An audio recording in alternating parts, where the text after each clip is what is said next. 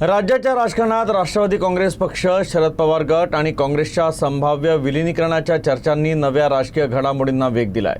काँग्रेसचे नेते नाना पटोले यांनी शुक्रवारी धर्मनिरपेक्ष पक्षांच्या एकजुटीची गरज व्यक्त केली असताना शनिवारी राष्ट्रवादी काँग्रेसच्या खासदार सुप्रिया सुळे यांनी अशा कोणत्याही प्रस्तावाची माहिती नाही अशी प्रतिक्रिया दिली। त्यामुळे राजकीय वर्तुळात खळबळ उडाली आहे। राष्ट्रवादीचं पवार साहेबांचा प्रस्ताव ऑलरेडी त्यांनी पहिलेही दिलेला होता आणि काही कारणाने तो उशीर झालेला होता। आपण मला असं वाटतं की आता जे काही देशातलं राजकारण चाललेलं आहे, देश विकला चाललेला आहे, देशाची संविधानिक व्यवस्था संपत चाललेली आहे, अशा वेळेस मताचं विभाजन जे होते मोठ्या प्रमाणात ते थांबवण्यासाठी आणि देश वाचवण्यासाठी आणि देशाचं संविधान वाचवण्यासाठी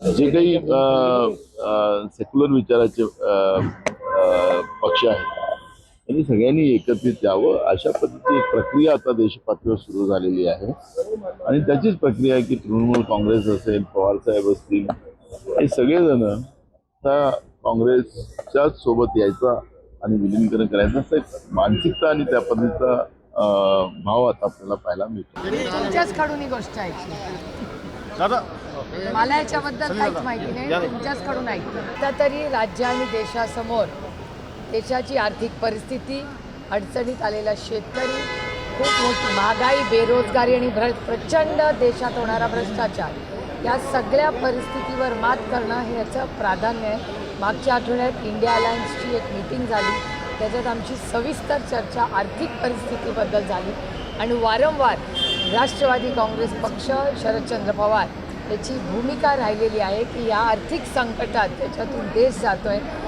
माननीय प्रधानमंत्र्यांनी एक ऑल पार्टी मीटिंग ही बोलवावी आणि माननीय प्रधानमंत्र्यांच्या नेतृत्वाखाली देशाची आर्थिक परिस्थिती याच्याबद्दल सविस्तर चर्चा व्हावी अशी आमची गेल्या अनेक दिवसांची नाही, आठवड्यांची नाही, महिन्यांची विनम्र विनंती सातत्याने राहिली।